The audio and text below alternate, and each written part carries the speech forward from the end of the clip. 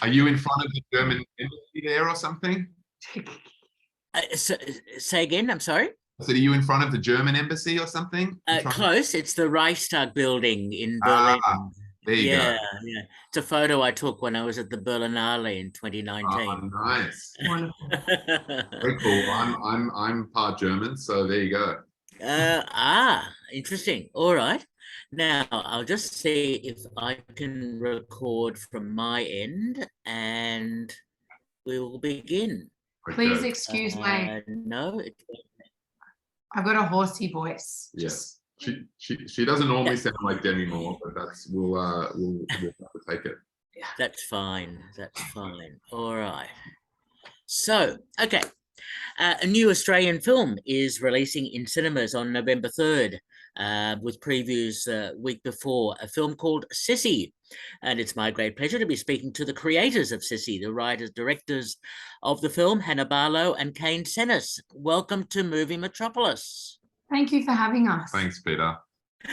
Now, I know you previously collaborated on the film For Now, and I'm very interested in the process of you now making this this second collaboration between the two of you. How did it all come about?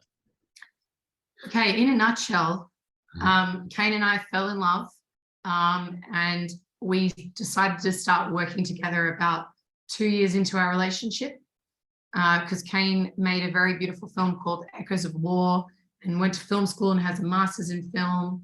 And we were both living in LA and just waiting kind of for the industry to discover us. And we decided to kind of go ahead and not wait and do it ourselves. So we made For Now on a micro budget, 25 grand. That we raised online.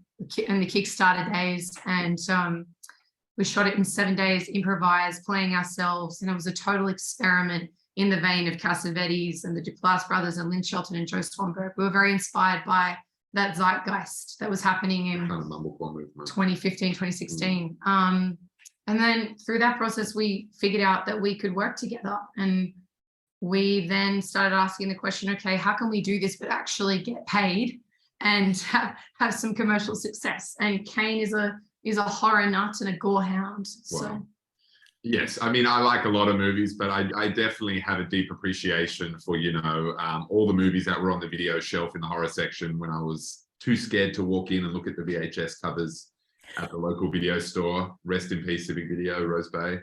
And Five Doc. And Five Doc, but all those, there was just such an allure to, seeing Freddy Krueger's face and almost not being able to look, but kind of wanting to rent it. And so that always stuck with me, and I think both of us, and we just said, let's dip our toes into that kind of wonderful genre world and put kind of our interest in it and what scares us today. And so, in many ways, there's a lot of similarities with For Now. They're both films about a group of friends that go away to a house in the in the woods. One is kind of more a coming of age dramedy, and one kind of plays on that typical horror trope. And so, it's kind of an evolution, I guess, from For Now. What if the group from For Now what if one of them kind of started killing the others? Let's make that movie. But that was Sissy's our first screenplay together. And we wrote it in our living room, which we're sitting in now. And we made it with Dems Entertainment in Arcadia. They picked it up quite quickly, and we shot it during COVID. And now it's been ACTA nominated, which is insane. Yeah. Absolutely insane. Yeah. So that's where it's at. We started making films in America. We realized, hey, we've got this great industry back home that supports films. Let's go take advantage of that. And 4 years later, here we are, having made our first Australian film. Well, congratulations on that. And yes, I saw that you got 3 ACTA nominations for Best Film, Best Director, and Best Actress for Aisha D. Yes. Yeah. Well done on that. Now, the story is quite intriguing. It's Aisha is the lead actress. Hannah, of course, you're in the film as well. You're an actress. And about a social influencer who has some issues, perhaps, and the bullying that she has experienced. Sissy being, of course, Cecilia, the character name, but called Sissy. Tell me about the writing process in the plotting of the story and the twists and turns that are really quite cleverly introduced into the film.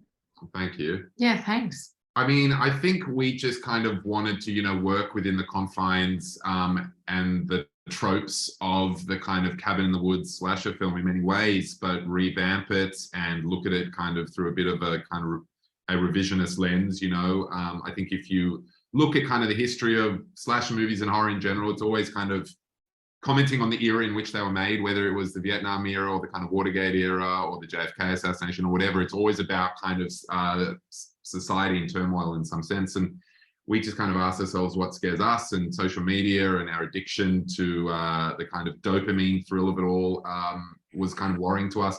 Trump had just been inaugurated, so it was very much a kind of like, are we witnessing a world where anyone can climb to power through social media, through having a voice piece or a kind of mouthpiece? What are the dangers of that? What if we're following the wrong people? And so it was just about how can we channel that into, I guess, a traditional cabin in the woods, yeah, you know, tropey film. Yeah, so, you know, studying all of the kind of greats that we grew up with, whether it be kind of like De Palma's Carrie, or, you know, in a very kind of, I guess, unusual sense, something like Muriel's Wedding, which is not a horror film by any means, but it's quite a dark, depressing film, even though it's marketed as a comedy. And, you know, just thinking, what if kind of Muriel just got fed up with all her terrible toxic friends and did something about, like, did what we always wish as viewers she would do, instead of just taking it on the chin and having to go through that kind of painful coming of age experience. And so, you know, it's always a mix in the writing of, you know, of looking at a lot of films and following tried and tested kind of formulas, but kind of turning the screws on some of those tropes. Yeah. And the overlay of that, of course, is the impact of bullying that has an effect on Sissy years later, and also that it's a very much a female-focused thriller, horror, whatever you'd like to call it, which I found so interesting. That did you find that you were looking at genres that, as you're describing, and turning them on their heads, if you like, to put a very strongly female spin on it all? Yeah, so I think we combined, you know, Carrie and you know, Friday the 13th and Halloween and all of that with Y2K coming of age, you know, what they would call chick flicks. So Crossroads, Mean Girls, Bridesmaids, these sort of comedies about female friendships is very much the DNA of Sissy. And we wanted to make our own film about the complex psychological torture of female friendships and the long-lasting consequences of ostracization from the friendship herd, which I think all women universally go through as we're growing up. And that's only getting worse. Like, we have nieces who are going through that in, you know, their prepubescent, pubescent years. With social media, it's worse. It's way, way worse. So, and it also forces them to engage with social media, which isn't good for them. And there's nothing that their parents can do about it. And, you know, if we ever become parents, we're going to have to grapple with just the horrible thing of having to allow your child to be online and basically allow bullying to happen to them. It's just another avenue for bullying to exist. Yeah. And it's, you know, our generation is dealing, we're the first generation to deal with social media, and there'll be many, many more to come. So yeah, suicide rates are at their highest. Bullying online is the worst it's ever been. And, you know, if we want to say something about the horrors of our world, generationally, you know, we're pointing at social media. So. Well done on that. You certainly do that. And it's, I was quite fascinated to see what was going to happen with Sissy's character without giving too many spoilers away at all. Yeah. But tell me about casting, finding Aisha D, and obviously Hannah, you're in the film, and the rest of the cast. What were the challenges there?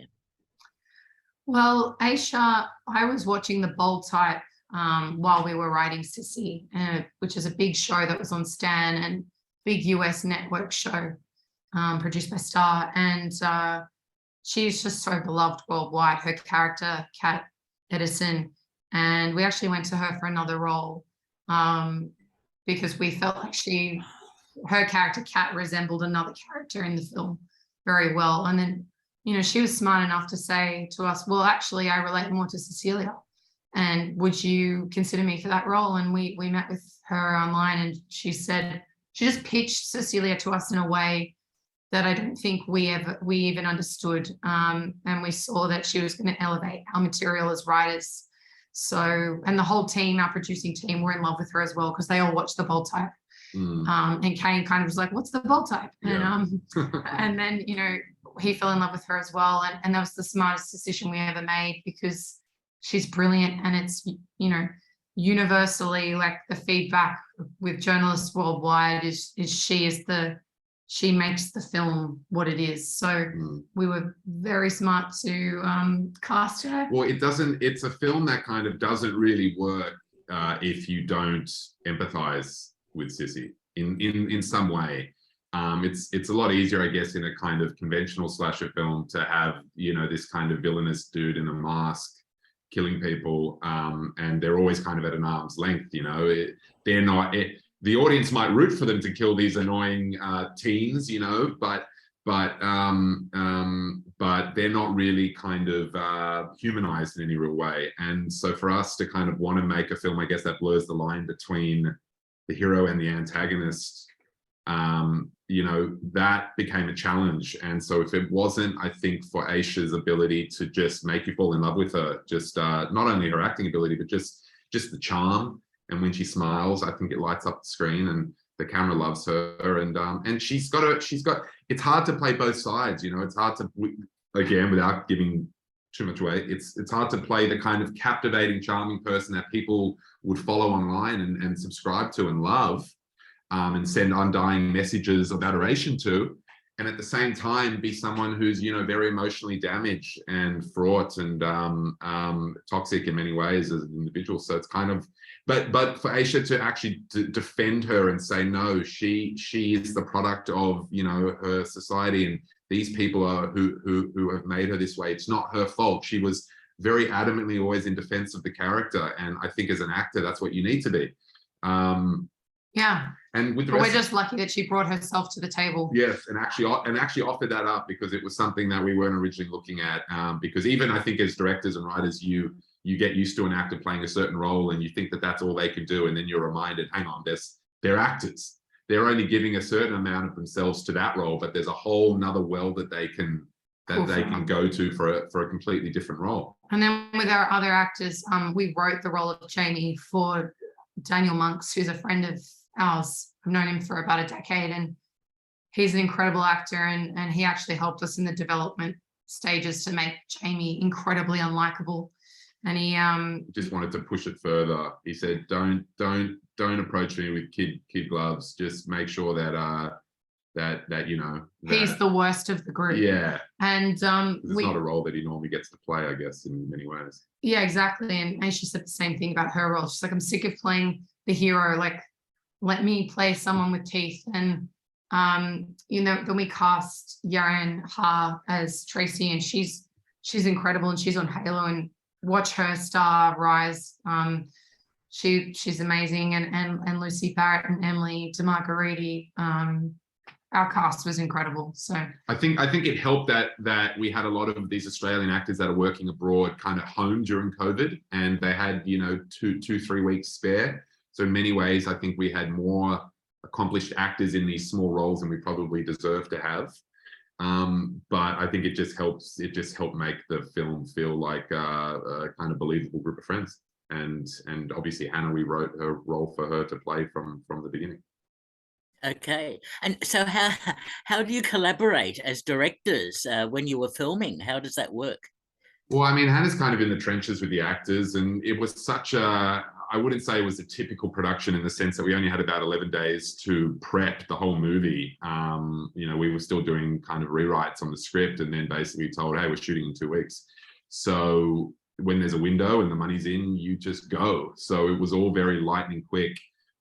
So we just kind of had to put our heads together and say, listen, you're going to have to make executive calls when I'm not around, and I'm going to have to make executive calls when you're not around, and there's 2 of us, and we've just got to trust each other. And we kind of finish each other's sentences a lot of the time. We like the same stuff, you know, and so we trust each other in that sense. So we were able to kind of divvy up a lot of tasks and come together on set if there was something that we needed to brainstorm. And then obviously, as soon as we get to the edit, we're in the same room together and it becomes a lot easier. You know, and that's kind of how we did it. I mean, yeah, you're like laying down the puzzle pieces on the board in the writing stages, and then you separate and then put them back together. Yeah, on set, like, I mean, it all went to plan. It's not like the shooting wasn't like we made our days and we came in on schedule, but it was just a lot of focus in those days to get there, because we were sometimes on a cliff face and then in a nightclub on the same day, you know. So there was a lot of jumping around, and we shot the film in Canberra, which made that a little easier because there's a lot of different locales within reasonably close proximity to each other. So that was a blessing. And working with actors that could nail something in 1 or 2 takes definitely helped. I'm leaning on our incredible HODs like Steve Arnold, who shot over like 28 movies, and he shot Rams, and he's just so accomplished. And then Michael Price and Renata Henschke, the production designer and costume designer, like they just bring so much knowledge that you kind of just say yes to what they're doing, and it makes the directing easy. So yeah, you're farming out to as many people to do their jobs to the best of their ability as you can, because you know you can only kind of juggle so much. But I think it is an advantage that there's 2 of us for sure. Well, congratulations on the film, Sissy. It really is an intriguing film, I must say, and audiences, I think, will find it quite an interesting twisting and turning tale of Sissy. And we've been speaking to the writer-directors of the film, Hannah Barlow and Kane Senes. Thank you so much for talking with me. Thank you, Peter. Thanks for supporting our movie. All the best. Cheers.